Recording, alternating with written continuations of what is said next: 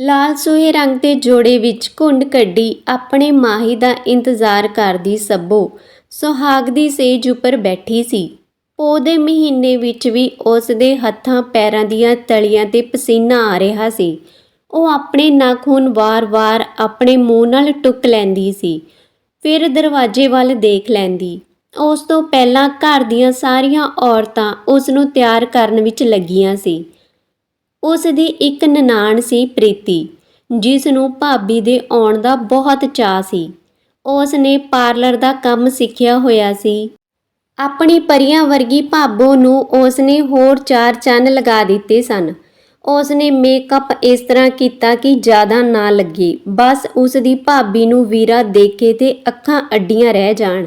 ਸੱਭੋ ਦੀ ਜਟਾਣੀ ਨੇ ਸੱਭੋ ਨੂੰ ਪਹਿਲੀ ਰਾਤ ਵਿੱਚ ਜੋ ਕੁਝ ਹੁੰਦਾ ਹੈ ਸਭ ਦੱਸਿਆ ਤੇ ਸੱਭੋ ਨੂੰ ਨਾ ਡਰਨ ਲਈ ਕਿਹਾ। ਹਰ ਇੱਕ ਗੱਲ ਬਹੁਤ ਪਿਆਰ ਨਾਲ ਸਮਝਾ ਦਿੱਤੀ ਕਿ ਕਿਵੇਂ ਦੁੱਧ ਦਾ ਗਲਾਸ, ਕਿਵੇਂ ਪਿਆਰ ਦਾ ਜਵਾਬ ਪਿਆਰ ਨਾਲ ਦੇਣਾ, ਪਤੀ ਪਰਮੇਸ਼ਵਰ ਨੂੰ ਕਿਵੇਂ ਖੁਸ਼ ਕਰਨਾ ਹੈ। ਘਰ ਦੀਆਂ ਬਜ਼ੁਰਗ ਔਰਤਾਂ ਨੇ ਆਪਣੇ ਕਾਰ ਵਿਹਾਰ ਕੀਤੇ। ਆਪਣੇ ਜਵਾਨ ਕੁੜੀਆਂ ਨੇ ਪਹਿਲਾਂ ਤੋਂ ਕਮਰੇ ਨੂੰ ਇਸ ਤਰ੍ਹਾਂ ਸਜਾ ਰੱਖਿਆ ਸੀ ਜਿਵੇਂ ਇੰਦਰ ਦਾ ਸਿੰਘਾਸਨ ਹੋਵੇ। ਗੁਲਾਬ ਦੇ ਫੁੱਲਾਂ ਦੀ ਸੇਜ ਤਿਆਰ ਕੀਤੀ ਹੋਈ ਸੀ। ਸੱਭੋ ਜਦੋਂ ਦੀ ਇੱਥੇ ਆਈ ਸੀ, ਸਭ ਉਸ ਦੇ ਆਲੇ ਦੁਆਲੇ ਸੀ। ਉਸ ਨੂੰ ਖੁਸ਼ੀ ਦੇਣ ਲਈਆਂ ਛੋਟੀਆਂ-ਛੋਟੀਆਂ ਕੋਸ਼ਿਸ਼ਾਂ ਕੀਤੀਆਂ ਜਾ ਰਹੀਆਂ ਸੀ। ਉਹ ਖੁਸ਼ ਵੀ ਹੋ ਰਹੀ ਸੀ। ਹੁਣ ਥੋੜਾ ਉਸ ਨੂੰ ਅਜੀਬ ਲੱਗ ਰਿਹਾ ਸੀ ਕਿਉਂਕਿ ਸੱਭੋ ਹੁਣ ਸੁਹਾਗ ਦੀ ਸੇਜ ਉੱਪਰ ਇਕੱਲੀ ਬੈਠੀ ਸੀ। ਦੂਜਾ ਉਸ ਨੂੰ ਡਰ ਸੀ ਕਿ ਉਹ ਆਪਣੇ ਪਤੀ ਦੀ ਮਨ ਨੂੰ ਕਿਵੇਂ ਪੜ੍ਹੇਗੀ, ਉਸ ਦੀਆਂ ਉਮੀਦਾਂ 'ਤੇ ਖਰੀ ਕਿਵੇਂ ਉਤਰੇਗੀ। ਕਮਰੇ ਦੇ ਅੰਦਰ ਹੀਟਰ ਲੱਗਿਆ ਹੋਇਆ ਸੀ ਤਾਂ ਉਸ ਨੂੰ ਠੰਡ ਮਹਿਸੂਸ ਨਹੀਂ ਹੋ ਰਹੀ ਸੀ। ਸੱਭੋ ਦੀ ਨਿਗਾਹ ਦਰਵਾਜ਼ੇ ਵੱਲ ਸੀ। ਉਸ ਨੇ ਆਪਣੇ ਆਪ ਨੂੰ ਘੁੰਡ ਵਿੱਚ ਰੱਖਿਆ ਸੀ ਤਾਂ ਕਰਕੇ ਸਹੀ ਤਾਂ ਨਹੀਂ ਦਿਖਦਾ ਸੀ, ਫਿਰ ਵੀ ਇੰਨਾ ਦਿਖ ਰਿਹਾ ਸੀ ਕਿ ਉਹਨੂੰ ਆਪਣੇ ਪਤੀ ਦਿਖ ਜਾਣ। ਉਸ ਦਾ ਸਿਰਫ ਧਿਆਨ ਆਪਣੇ ਆਉਣ ਵਾਲੇ ਸਮੇਂ 'ਤੇ ਸੀ। ਸੱਭੋ ਨੂੰ ਉਸੇ ਸਮੇਂ ਦਰਵਾਜ਼ਾ ਖੁੱਲ੍ਹਣ ਦੀ ਆਵਾਜ਼ ਸੁਣਾਈ ਦਿੱਤੀ। ਉਹ ਠੀਕ ਹੋ ਕੇ ਬੈਠ ਗਈ, ਅੱਖਾਂ ਬੰਦ ਕਰ ਲਈਆਂ। ਉਸ ਨੇ ਲੱਗਿਆ ਕਿ ਉਹ ਆ ਗਿਆ, ਜਿਸ ਦਾ ਇੰਤਜ਼ਾਰ 22 ਸਾਲਾਂ ਤੋਂ ਕਰ ਰਹੀ ਸੀ। ਉਹ ਅੱਖਾਂ ਬੰਦ ਕਰਕੇ ਉਸ ਦੀ ਪਹਿਲੀ ਛੂਹ ਦਾ ਇੰਤਜ਼ਾਰ ਕਰਨ ਲੱਗੀ, ਪਰ ਦਰਵਾਜ਼ੇ ਦੀ ਆਵਾਜ਼ ਆਈ ਨੂੰ ਕਾਫੀ ਸਮਾਂ ਹੋ ਗਿਆ ਸੀ। ਅਜੇ ਤੱਕ ਨਾ ਤਾਂ ਕਿਸੇ ਨੇ ਹੁੰਗਾਰਾ ਮਾਰਿਆ ਸੀ ਤੇ ਨਾ ਹੀ ਪਿਆਰ ਨਾਲ ਉਸ ਦਾ ਘੁੰਡ ਉੱਪਰ ਚੁੱਕਿਆ। ਉਸ ਨੇ ਦਬੀ ਅੱਖ ਨਾਲ ਉੱਪਰ ਵੱਲ ਦੇਖਿਆ, ਪਰ ਉਸ ਨੂੰ ਕੋਈ ਨਹੀਂ ਦਿਖਿਆ। ਬਸ ਦਰਵਾਜ਼ੇ ਵਿੱਚੋਂ ਹਲਕੀ ਜਿਹੀ ਰੌਸ਼ਨੀ ਨਜ਼ਰ ਆ ਰਹੀ ਸੀ। ਦਰਵਾਜ਼ਾ ਅੱਧੇ ਨਾਲੋਂ ਜ਼ਿਆਦਾ ਖੁੱਲ੍ਹਿਆ ਸੀ। ਸੱਭੋ ਨੇ ਆਪਣੀ ਗਰਦਨ ਨੂੰ ਚਾਰੇ ਪਾਸੇ ਘੁਮਾਇਆ, ਪਰ ਕੋਈ ਨਹੀਂ ਸੀ। ਉਸ ਨੂੰ ਲੱਗਿਆ ਸ਼ਾਇਦ ਹਵਾ ਨਾਲ ਖੁੱਲ੍ਹਿਆ ਹੋਣਾ। ਉਹ ਫਿਰ ਉਹੀ ਸੋਚਾਂ ਵਿੱਚ ਬੈਠ ਗਈ। ਸਮਾਂ ਕਾਫੀ ਹੋ ਗਿਆ। ਉਸ ਦੀ ਇੰਤਜ਼ਾਰ ਕਰਨ ਦੀ ਹੱਦ ਹੁਣ ਖਤਮ ਹੁੰਦੀ ਜਾ ਰਹੀ ਸੀ। ਉਹ ਮਨ ਹੀ ਮਨ ਵਿੱਚ ਸੋਚ ਰਹੀ ਸੀ ਕਿ ਉਹ ਆਪਣੇ ਪਤੀ ਨਾਲੋਂ ਗੁੱਸੇ ਹੋਵੇਗੀ ਕਿ ਅੱਜ ਵੀ ਇੰਨਾ ਇੰਤਜ਼ਾਰ ਕਰਵਾਇਆ। ਉਹ ਸੋਚ ਰਹੀ ਸੀ ਕਿ ਉਸ ਨੂੰ ਨੇੜੇ ਨਹੀਂ ਆਉਣ ਦੇਣਾ। ਉਹ ਹੱਥ ਜੋੜ ਕੇ ਮਾਫੀ ਮੰਗੇਗਾ ਤਾਂ ਵੀ ਨਖਰੇ ਦਿਖਾਏਗੀ। ਅੱਜ ਦੀ ਰਾਤ ਤਾਂ ਉਹ ਕੁਝ ਵੀ ਕਰ ਸਕਦੀ ਆ। ਤੇ ਐਨੇ ਨੂੰ ਬਾਹਰ ਤੋਂ ਕੁੰਡਾ ਲੱਗਣ ਦੀ ਆਵਾਜ਼ ਸੁਣਾਈ ਦੇਣ ਲੱਗੀ। ਹੁਣ ਸੱਭੋ ਡਰ ਗਈ ਕਿ ਉਹ ਤਾਂ ਅੰਦਰ ਆਏ ਹੀ ਨਹੀਂ। ਬਾਹਰ ਵਾਲੇ ਸਮਝ ਰਹੇ ਹਨ ਕਿ ਉਹ ਅੰਦਰ ਹਨ। ਮੇਰੇ ਨਾਲ ਕੋਈ ਮਜ਼ਾਕ ਤਾਂ ਨਹੀਂ ਕਰ ਰਿਹਾ। ਉਸ ਨੇ ਬੈੱਡ ਤੋਂ ਥੱਲੇ ਉਤਰ ਕੇ ਦੇਖਿਆ ਤਾਂ ਉੱਥੇ ਕੋਈ ਨਹੀਂ ਸੀ। ਅਲਮਾਰੀ ਦੇ ਪਿੱਛੇ, ਬੈੱਡ ਦੇ ਥੱਲੇ, ਸਭ ਪਾਸੇ ਉਸਨੇ ਦੇਖਿਆ, ਕੋਈ ਨਹੀਂ ਸੀ। ਪਹਿਲਾਂ ਤਾਂ ਉਸਨੇ ਸੋਚਿਆ ਦਰਵਾਜ਼ਾ ਖੁਲਵਾ ਕੇ ਘਰਦਿਆਂ ਨੂੰ ਕਹੇ ਕਿ ਉਸ ਦਾ ਪਤੀ ਕਵਲ ਅੰਦਰ ਨਹੀਂ ਹੈ। ਫਿਰ ਉਸਨੇ ਸੋਚਿਆ ਕਿ ਐਦਾਂ ਕਰਨਾ ਸਹੀ ਨਹੀਂ ਹੈ। ਪਤਾ ਨਹੀਂ ਘਰ ਦੇ ਬਜ਼ੁਰਗ ਕੀ ਗੱਲਾਂ ਕਰਨਗੇ। ਉਸ ਨੂੰ ਪਹਿਲੀ ਰਾਤ ਦਾ ਜ਼ਿਆਦਾ ਹੀ ਚਾਅ ਲੱਗਦਾ ਹੈ। ਉਹ ਇਹ ਸੋਚ ਕੇ ਬੈੱਡ 'ਤੇ ਬੈਠ ਗਈ। ਫਿਰ ਉਸ ਨੂੰ ਥਕਾਵਟ ਜਿਹੀ ਮਹਿਸੂਸ ਹੋਈ ਤਾਂ ਉਹ ਲੇਟ ਗਈ। ਜਦੋਂ ਉਹ ਲੇਟੀ ਤਾਂ ਉਸ ਦੀ ਅੱਖ ਲੱਗ ਗਈ। ਪੂਰੇ ਦਿਨ ਦੀ ਥੱਕੀ ਹੋਈ ਅੱਖ ਤਾਂ ਲੱਗਣੀ ਲਾਜ਼ਮੀ ਸੀ। ਉਹ ਆਪਣੇ ਮਨ ਦੀਆਂ ਸਦਰਾਂ ਨੂੰ ਸੁਪਨਿਆਂ ਰਾਹੀਂ ਦੇਖਣ ਲੱਗੀ। ਉਹ ਸੋ ਰਹੀ ਸੀ ਕਿ ਕਵਲ ਹੱਥ ਵਿੱਚ ਕਿਰਪਾਨ ਲੈ ਕੇ ਹਲਕੀ ਰੌਸ਼ਨੀ ਵਿੱਚੋਂ ਉਸ ਵੱਲ ਹੱਸਦਾ ਹੋਇਆ ਆ ਰਿਹਾ ਹੈ। ਉਸ ਦੀਆਂ ਅੱਖਾਂ ਸ਼ਰਮ ਨਾਲ ਥੱਲੇ ਹੋ ਗਈਆਂ। ਫਿਰ ਕਵਲ ਉਸ ਦੇ ਕੋਲ ਆ ਕੇ ਬੈਠ ਜਾਂਦਾ ਹੈ। ਉਸ ਦੀ ਠੋਡੀ ਨੂੰ ਆਪਣੇ ਹੱਥ ਨਾਲ ਹਲਕਾ ਜਿਹਾ ਉੱਪਰ ਚੁੱਕ ਕੇ ਕਹਿੰਦਾ ਹੈ। ਸੱਬੋ ਸ਼ਰਮਾ ਕੇ ਅੱਖਾਂ ਬੰਦ ਕਰ ਲੈਂਦੀ ਹੈ। ਕਵਲ ਹੌਲੀ-ਹੌਲੀ ਉਸ ਦਾ ਘੁੰਡ ਉੱਪਰ ਚੁੱਕਦਾ ਹੈ। ਹਰ ਇੱਕ ਪਲ ਨੂੰ ਆਪਣੇ ਸ਼ਾਇਰਾਂ ਵਿੱਚ ਪਰੋ ਕੇ ਉਹ ਉਸ ਦੇ ਹੁਸਨ ਦੀ ਤਾਰੀਫ ਕਰਦਾ ਹੈ। ਉਸ ਦੀ ਸ਼ਾਇਰੀ ਸੱਬੋ ਨੂੰ ਪਾਗਲ ਕਰ ਰਹੀ ਸੀ। ਉਹ ਉਸ ਦੀ ਆਵਾਜ਼ ਵਿੱਚ ਕੀਲੀ ਜਾ ਰਹੀ ਸੀ। ਉਸ ਦੀਆਂ ਅੱਖਾਂ ਵਿੱਚ ਅਲੱਗ ਹੀ ਜਾਦੂ ਸੀ। ਜਦੋਂ ਇੱਕ ਵਾਰ ਸੱਬੋ ਨੇ ਉਸ ਦੀਆਂ ਅੱਖਾਂ ਵੱਲ ਦੇਖਿਆ ਤਾਂ ਉਹ ਦੁਬਾਰਾ ਨਜ਼ਰ ਹਟਾ ਹੀ ਨਾ ਪਾਈ। ਹੁਣ ਉਹ ਆਪਣੇ ਪਿਆਰ ਦਾ ਹੱਕ ਜਤਾਉਂਦਾ ਹੋਇਆ ਉਸ ਦੇ ਇੱਕ-ਇੱਕ ਅੰਗ ਨੂੰ ਛੋਹ ਰਿਹਾ ਸੀ। ਸੱਬੋ ਦਾ ਗੁੱਸਾ ਤਾਂ ਇੰਜ ਗਿਆ ਜਿਵੇਂ ਗਰਮੀ ਵਿੱਚ ਬਰਫ਼ ਪਾਣੀ ਬਣ ਜਾਂਦੀ ਆ। ਉਸ ਦੀ ਜਠਾਣੀ ਦੀਆਂ ਕਈਆਂ ਗੱਲਾਂ ਯਾਦ ਆਉਣ ਲੱਗੀਆਂ। ਉਸ ਨੇ ਉੱਦਾਂ ਹੀ ਦੁੱਧ ਪੁੱਛਿਆ। ਜਦੋਂ ਕਵਲ ਨੇ ਹਾਂ ਕਹੀ ਤਾਂ ਗਲਾਸ ਵਿੱਚ ਦੁੱਧ ਪਾ ਕੇ ਕਵਲ ਨੂੰ ਦਿੱਤਾ। ਕਵਲ ਨੇ ਆਪਣੇ ਹੱਥਾਂ ਨਾਲ ਦੁੱਧ ਦਾ ਗਿਲਾਸ ਸੱਬੂ ਦੇ ਮੂੰਹ ਨੂੰ ਲਗਾ ਦਿੱਤਾ। ਸੱਬੂ ਨੇ ਇੱਕ ਘੁੱਟ ਭਰਿਆ, ਫਿਰ ਕਵਲ ਦੇ ਮੂੰਹ ਵੱਲ ਕੀਤਾ। ਇਹ ਸਿਲਸਿਲਾ ਉਦੋਂ ਤੱਕ ਚੱਲਦਾ ਰਿਹਾ ਜਦੋਂ ਤੱਕ ਦੁੱਧ ਖਤਮ ਨਹੀਂ ਹੋ ਗਿਆ। ਉਹ ਹੌਲੀ-ਹੌਲੀ ਆਪਣੇ ਪਿਆਰ ਦੀਆਂ ਗਹਿਰਾਈਆਂ ਵਿੱਚ ਜਾਂਦੇ ਰਹੇ। ਉਸ ਨੇ ਕਵਲ ਨੂੰ ਆਪਣਾ ਸਭ ਕੁਝ ਸੌਂਪ ਦਿੱਤਾ। ਹੁਣ ਲੋੜ ਸੀ ਤਾਂ ਉਸ ਤੂਫਾਨ ਨੂੰ ਸ਼ਾਂਤ ਕਰਨ ਦੀ ਜੋ ਸੱਬੋ ਤੇ ਕਵਲ ਦੇ ਅੰਦਰ ਸੀ।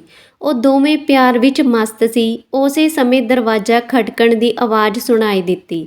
ਕੁੰਡਾ ਖੁੱਲ੍ਹ ਕੇ ਧੱਕਾ ਲੱਗਿਆ ਪਰ ਦਰਵਾਜ਼ਾ ਨਹੀਂ ਸੀ ਖੁੱਲ੍ਹ ਰਿਹਾ। ਸੱਬੋ ਤੇ ਕਵਲ ਨੂੰ ਕੋਈ ਪਰਵਾਹ ਨਹੀਂ ਸੀ। ਸੱਬੋ ਆਪਣੇ ਪਿਆਰ ਦੀ ਲੁਤਫ ਉਠਾ ਰਹੀ ਸੀ।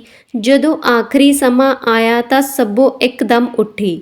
ਉਸ ਦੇ ਕੰਨਾਂ ਵਿੱਚ ਜ਼ੋਰ-ਜ਼ੋਰ ਦੀ ਆਵਾਜ਼ ਸੁਣਾਈ ਦੇ ਰਹੀ ਸੀ। ਕੋਈ ਕਹਿ ਰਿਹਾ ਸੀ ਕਿ ਦਰਵਾਜ਼ਾ ਤੋੜ ਦਿਓ, ਕੋਈ ਰੋ ਰਿਹਾ ਸੀ। ਸੱਬੋ ਉੱਠ ਕੇ ਬੈਠ ਗਈ। ਉਸ ਨੇ ਆਪਣੇ ਆਪ ਨੂੰ ਦੇਖਿਆ ਤਾਂ ਉਹ ਬਿਖਰੀ ਜਿਹੀ ਸੀ। ਉਦੋਂ ਕੱਪੜੇ ਵੀ ਸਹੀ ਨਹੀਂ ਸੀ। ਉਹਨੇ ਉੱਠ ਕੇ ਆਪਣੇ ਆਪ ਨੂੰ ਸਹੀ ਕੀਤਾ। ਫੁੱਲਾਂ ਵਾਲੀ ਸੇਜ ਵੀ ਖਰਾਬ ਹੋ ਗਈ ਸੀ। ਸੱਬੋ ਨੂੰ ਲੱਗਿਆ ਇਹ ਸਭ ਸੁਪਨੇ ਵਿੱਚ ਹੋਇਆ, ਪਰ ਦਰਵਾਜ਼ਾ ਤਾਂ ਅੰਦਰੋਂ ਬੰਦ ਸੀ। ਕਿਸਨੇ ਕੀਤਾ ਇਹ ਵੀ ਨਹੀਂ ਪਤਾ। ਉਸ ਨੇ ਜਲਦੀ ਨਾਲ ਉੱਠ ਕੇ ਦਰਵਾਜ਼ਾ ਖੋਲ੍ਹਿਆ। ਦਰਵਾਜ਼ਾ ਖੋਲ੍ਹਦੇ ਸਭ ਅੰਦਰ ਆ ਗਏ। ਸਭ ਨੇ ਇੱਧਰ-ਉੱਧਰ ਕੁਝ ਲੱਭਣਾ ਸ਼ੁਰੂ ਕਰ ਦਿੱਤਾ। ਘਰ ਦੀਆਂ ਸਾਰੀਆਂ ਔਰਤਾਂ ਰੋ ਰਹੀਆਂ ਸੀ। ਸੱਬੋ ਨੂੰ ਕੁਝ ਵੀ ਸਮਝ ਨਹੀਂ ਸੀ ਆ ਰਿਹਾ। ਉਹ ਥੱਕੀ ਹੋਈ ਲੱਗ ਰਹੀ ਸੀ। ਉਸ ਨੂੰ ਦਰਦ ਵੀ ਹੋ ਰਿਹਾ ਸੀ ਤੇ ਚੱਕਰ ਵੀ ਆ ਰਹੇ ਸੀ। ਸੱਬੋ ਹੁਣ ਪਾਣੀ ਪੀਣ ਲਈ ਰਸੋਈ ਵਿੱਚ ਗਈ। ਉਸੇ ਸਮੇਂ ਕਮਰੇ ਵਿੱਚ ਆਈ ਤਾਂ ਦੁੱਧ ਉਵੇਂ ਦਾ ਉਵੇਂ ਪਿਆ ਸੀ। ਫੁੱਲਾਂ ਵਾਲੀ ਸੇਜ ਵੀ ਸਹੀ ਹੋ ਗਈ ਸੀ। ਸਾਰਾ ਕਮਰਾ ਪਹਿਲਾਂ ਦੀ ਤਰ੍ਹਾਂ ਸੀ ਜਿਵੇਂ ਰਾਤ ਸੀ। ਹੁਣ ਸੱਬੋ ਨੂੰ ਚੱਕਰ ਆ ਗਈ। ਉਹ ਬੇਹੋਸ਼ ਹੋ ਕੇ ਥੱਲੇ ਡਿੱਗ ਗਈ। ਜਦੋਂ ਸੱਬੋ ਨੂੰ ਹੋਸ਼ ਆਇਆ ਤਾਂ ਉਹ ਇੱਕ ਹਸਪਤਾਲ ਵਿੱਚ ਸੀ। ਉਹਨੂੰ ਕੁਝ ਸਮਝ ਨਹੀਂ ਸੀ ਆ ਰਿਹਾ। ਉਹ ਕਿਵੇਂ ਇੱਕ ਫੁੱਲਾਂ ਦੀ ਸੇਜ ਤੋਂ ਹਸਪਤਾਲ ਦੇ ਬੈੱਡ 'ਤੇ ਆ ਗਈ। ਉਸ ਦੇ ਦਿਮਾਗ 'ਤੇ ਜ਼ੋਰ ਪਾਇਆ ਪਰ ਕੁਝ ਯਾਦ ਨਹੀਂ ਸੀ ਆ ਰਿਹਾ ਉਸਨੂੰ। ਉਸ ਦਾ ਪਰਿਵਾਰ ਬਾਹਰ ਬੈਠਾ ਇੰਤਜ਼ਾਰ ਕਰ ਰਿਹਾ ਸੀ ਕਿ ਸੱਬੋ ਨੂੰ ਕਦੋਂ ਹੋਸ਼ ਆਵੇ। ਸਭ ਤੋਂ ਪਹਿਲਾਂ ਉਸ ਦੀ ਜਠਾਣੀ ਅੰਦਰ ਆਈ।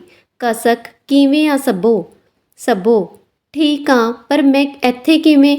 ਕਸਕ, ਤੈਨੂੰ ਯਾਦ ਨਹੀਂ ਕੱਲ੍ਹ ਤੂੰ ਬਿਮਾਰ ਹੋ ਗਈ ਸੀ ਤਾਂ ਕਰਕੇ ਕੱਲ੍ਹ ਸ਼ਾਮ ਤੂੰ ਇੱਥੇ ਹੀ ਆ।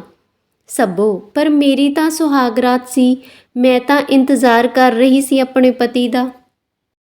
ਕਸਕ, ਹਾਂ ਉਹ ਤਾਂ ਹੈ, ਪਰ ਤੈਨੂੰ ਚੱਕਰ ਆ ਗਏ ਸੀ ਤਾਂ ਕਰਕੇ ਅਸੀਂ ਤੈਨੂੰ ਇੱਥੇ ਲੈ ਆਏ। ਸੱਬੋ, ਕਵਲ ਜੀ ਕਿੱਥੇ ਹਨ? ਉਹ ਠੀਕ ਨੇ?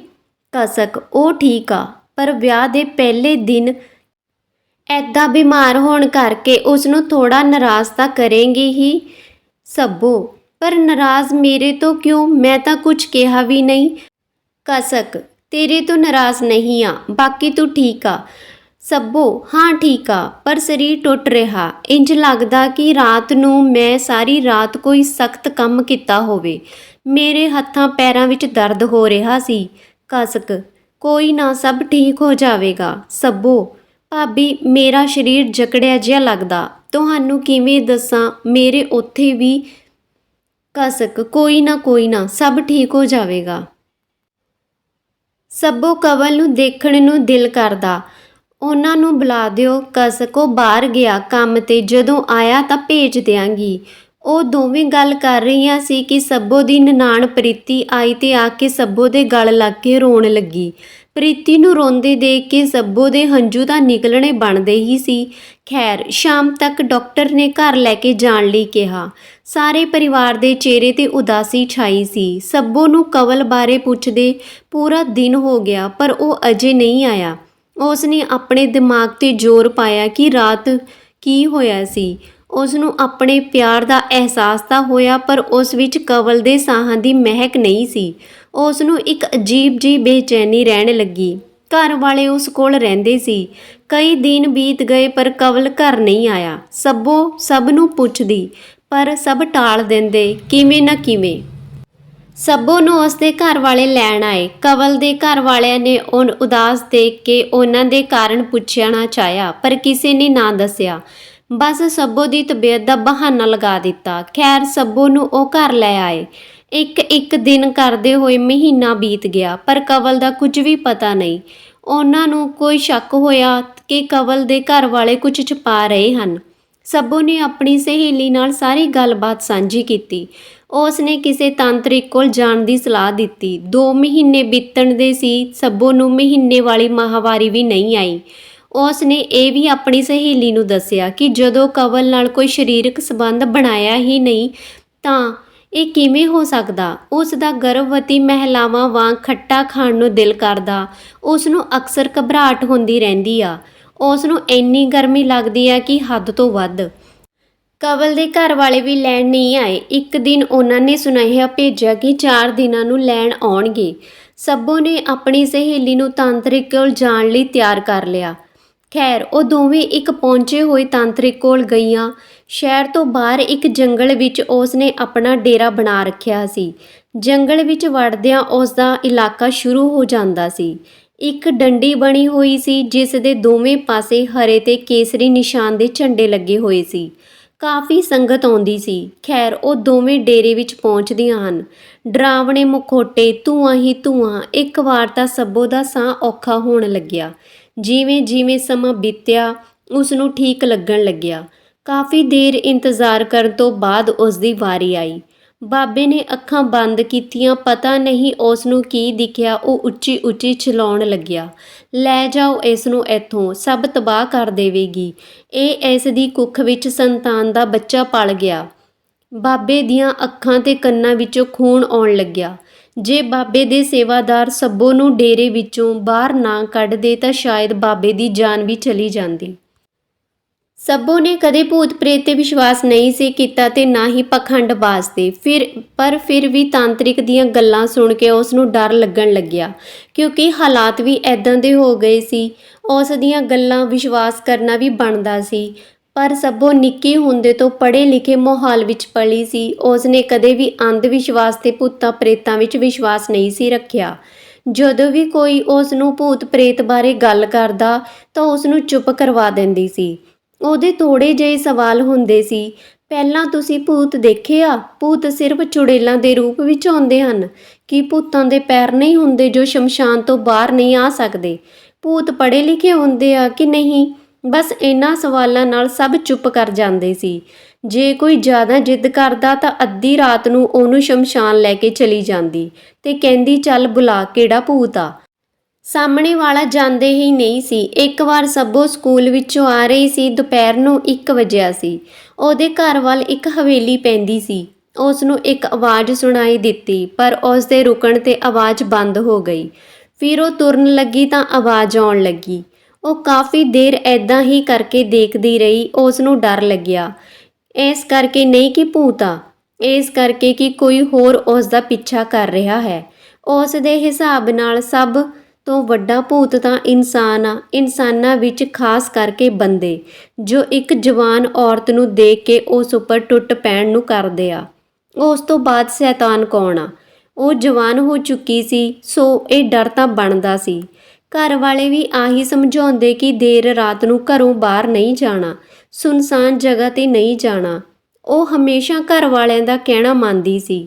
ਉਸ ਨੇ ਸਕੂਲ ਹਮੇਸ਼ਾ ਅਵਲ ਰਹਿ ਕੇ ਹੀ ਪੂਰਾ ਕੀਤਾ ਸੀ। ਹੁਣ ਕਾਲਜ ਵਿੱਚ ਉਹ ਪੜ੍ਹਨ ਲੱਗੀ। ਉਹ ਪੈਰਾਂ ਦੀ ਆਵਾਜ਼ ਵਾਲੀ ਘਟਨਾ ਉਸ ਨਾਲ ਕਈ ਵਾਰ ਹੋ ਚੁੱਕੀ ਸੀ ਪਰ ਉਸ ਨੂੰ ਆਦਤ ਹੋ ਚੁੱਕੀ ਸੀ ਤਾਂ ਕਰਕੇ ਅਜੀਬ ਨਹੀਂ ਸੀ ਲੱਗਦਾ। ਕਾਲਜ ਵਿੱਚ ਪੜ੍ਹਦੇ ਹੋਏ ਉਸ ਦੀ ਮੁਲਾਕਾਤ ਦੀਪ ਨਾਲ ਹੋਈ। ਦੀਪ ਬਹੁਤ ਜ਼ਿਆਦਾ ਪੜ੍ਹਾਕੂ ਤੇ ਸੋਹਣੀ ਸੀ। ਉਹ ਵੀ ਪੜ੍ਹਨ ਵਿੱਚ ਹਮੇਸ਼ਾ ਅੱਗੇ ਰਹਿੰਦੀ। ਉਹ ਕਹਿੰਦੀ ਕਿ ਵੱਡੇ ਹੋ ਕੇ ਪੁਲਿਸ ਵਿੱਚ ਲੱਗਣਾ। ਦੋਵੇਂ ਮਿਹਨਤੀ ਹੋਣ ਕਰਕੇ ਮੁੰਡਿਆਂ ਤੋਂ ਦੂਰ ਰਹਿੰਦੀਆਂ ਸੀ। ਨਾਲ ਦੀਆਂ ਕੁੜੀਆਂ ਰਾਤ ਨੂੰ ਮਿਲ ਕੇ ਆਉਂਦੀਆਂ ਤੇ ਇਹਨਾਂ ਨੂੰ ਗੱਲਾਂ ਦੱਸਦੀਆਂ। ਇਹ ਤਾਂ ਉਹਨਾਂ ਨੂੰ ਕਹਿੰਦੀਆਂ ਕਿ ਆਪਣੇ ਮਾਪਿਓ ਨੂੰ ਕਿਉਂ ਧੋਖਾ ਦੇ ਰਹੀਆਂ। ਖੈਰ ਸਮਾਂ ਬੀਤ ਗਿਆ। ਪਿੰਡ ਵਿੱਚ ਕਦੇ-ਕਦੇ ਗੇੜਾ ਲੱਗਦਾ ਸੀ। ਸ਼ਹਿਰ ਵਿੱਚ ਰਹਿ ਕੇ ਪੜ੍ਹਾਈ ਵੱਲ ਉਸ ਦਾ ਧਿਆਨ ਸੀ। ਪਹਿਲਾਂ ਉਹ ਰੱਬ ਨੂੰ ਮੰਨਦੀ ਸੀ, ਪਰ ਜਦੋਂ ਦਾ ਦੀਪ ਦੁਨੀਆ ਛੱਡ ਕੇ ਗਈ ਸੀ, ਉਸ ਦਾ ਭਰੋਸਾ ਰੱਬ ਤੋਂ ਵੀ ਉੱਠ ਗਿਆ। ਉਸ ਨੂੰ ਹੁਣ ਕਿਸੇ ਨਾਲ ਮੋਹ ਪਿਆਰ ਨਹੀਂ ਸੀ। ਸਭ ਰਿਸ਼ਤੇ, ਸਭ ਨਾਤੇ ਝੂਠੇ ਸੀ। ਉਹਨੂੰ ਤਾਂ ਵਿਆਹ ਤੋਂ ਵੀ ਨਫ਼ਰਤ ਹੋ ਗਈ ਸੀ।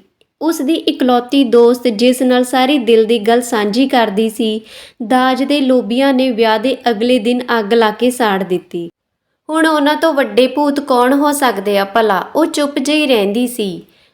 ਮਿਲਦੇ ਹਾਂ ਜੀ ਇਸ ਕਹਾਣੀ ਦੇ ਅਗਲੇ ਭਾਗ ਵਿੱਚ। ਤਦ ਤੱਕ ਲਈ ਆਪਣਾ ਖਿਆਲ ਰੱਖਿਓ ਤੇ ਆਪਣਿਆਂ ਦਾ ਖਿਆਲ ਰੱਖਿਓ। ਧੰਨਵਾਦ।